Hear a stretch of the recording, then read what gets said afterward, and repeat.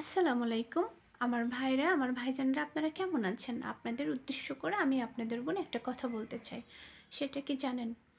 আপনারা আপনাদের জীবনটাকে এভাবে নষ্ট করবেন না। জীবনটা আপনার।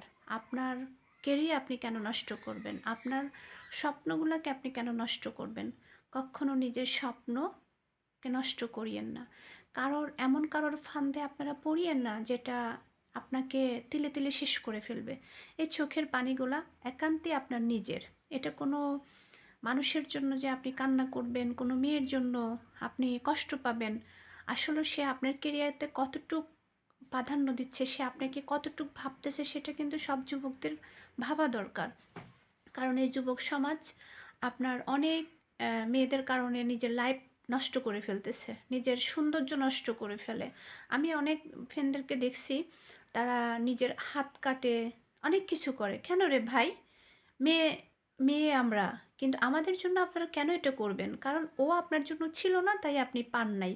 তাই আমি বলব যে নিজের শরীর, নিজের মন কক্ষনো আপনার অন্যের কারণে কষ্ট দিবেন না। এটা আপনার জন্য ক্ষতিকর এবং আপনার পরিবারের জন্য ক্ষতিকর। কারণ আপনার কেরিয়ার, আপনার ভবিষ্যৎ।